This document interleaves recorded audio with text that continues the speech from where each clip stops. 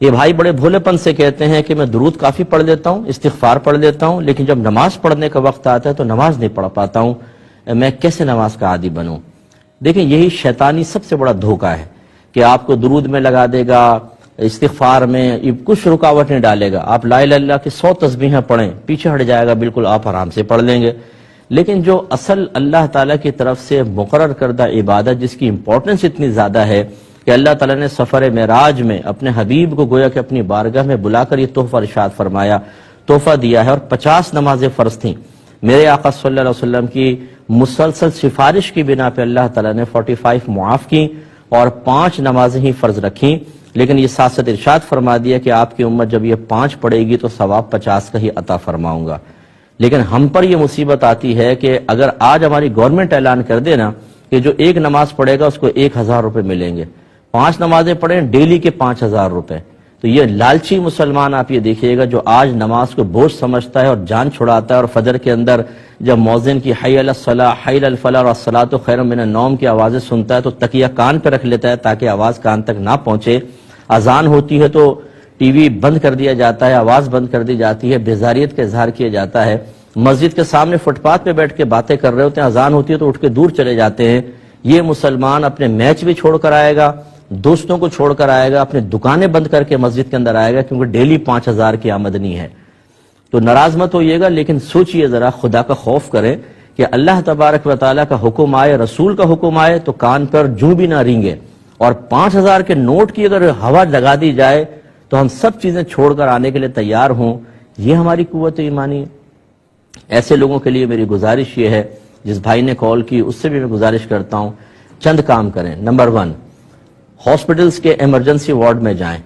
جہاں پہ ایکسیڈنٹ کے کیسز آ رہے ہوں، جہاں مریض چیخ رہے ہوں، جن کی کسی کی آنکھ نکلی ہوئی ہے، کسی کے بھیجا باہر آیا ہوا ہے، کسی کی ناک کی ہڈی ٹوٹی ہوئی ہے، کسی کی ناک سے، کسی کے منہ سے بلڈ باہر نکل رہا ہے، انگلیاں ٹوٹی ہوئی ہیں، ہاتھ ٹوٹے ہوئے ہیں، اور وہ موت کو بالکل اپنے سامنے دیکھ کر بے بسی سے آپ کی طرف دیکھ رہے ہیں، ان کو جا کر دیکھیں۔ ایسے جو اپنی عمر کے آخری اسٹیجز میں بیڈز پہ پڑے ہوئے ہیں ان کو جا کر دیکھیں، جن کے پیشاب وغیرہ بیڈ کے اوپر نکل رہے ہیں۔ جنازوں میں شرکت کریں، قبرستان جائیں، سنسان دوپہر میں اکیلے جا کے قبرستان میں بیٹھ کر غور کریں کتنے طاقتور اور کتنے حسین لوگ تھے جو آج قبروں کے اندر پڑے ہوئے ہیں اور ان کی شکلیں بگڑ چکی ہیں، ان کے بدنوں کو کیڑے کھا چکے ہیں۔ پھر اپنے نفس کو مخاطب کر کے کہیں کہ کچھ شرم کر کہ اللہ تعالیٰ نے تجھے موقع دیا ہے، صحت دی ہے، سب کچھ ہے، زندگی بھی ہے، کیوں سستی کرتا ہے؟ کیا تو چاہتا ہے کہ ایسی حالت میں آ جائے اور اس وقت پھر تمنا کرے کہ اللہ تعالیٰ مجھے صحت دے دے، دوبارہ دنیا میں بھیج دے تو میں نیک عمل کروں؟ تو پھر عبرت حاصل ہوگی۔ ہم اصل میں کھاتے ہیں، پیتے ہیں اور ڈکارے لیتے ہیں۔ فجر کی نماز قضا ہوتی ہے، کبھی ہمارے چہرے پر شرم کے آثار نمایاں نہیں ہوتے، ہمیں کوئی شرمندگی نہیں ہوتی، نہ ہنستے رہتے ہیں۔ 5000 کا نوٹ گر جائے اسی شخص کا، آپ دیکھیں ایسے شخص کا، تو اتنا سا منہ نکل آئے گا، چڑچڑاپن، اور بچوں کو مارے گا، بیوی کو گالیاں بکے گا، دوست محسوس کریں گے خیریت تو ہے، آج کچھ چہرہ اترا ہوا یار 5000 کا نوٹ گر گیا۔ نماز قضا ہو تو ہنستے رہیں، یہ شرم آنی چاہیے ہمیں، اور اس کے اوپر ہمیں توجہ کرنی چاہیے، انشاءاللہ سب بہتر ہوگا۔ تو جب بار بار اس کے بارے میں غور و تفکر کریں گے تو انشاءاللہ آہستہ آہستہ نماز کی طرف دل مائل رہے گا اور کبھی بھی نماز قضا نہیں ہوگی۔ یہ بھائی نے فرمایا کہ عمر ان کی تقریباً 60 سال ہے اور پیشاب کنٹرول نہیں رہتا، تو بعد خود وضو کرنے کے بعد بھی قطرات نکل آتے ہیں اور کپڑے ناپاک ہو جاتے ہیں، تو کیا حکم شرع ہوگا؟ نماز ہو سکے گی کہ نہیں؟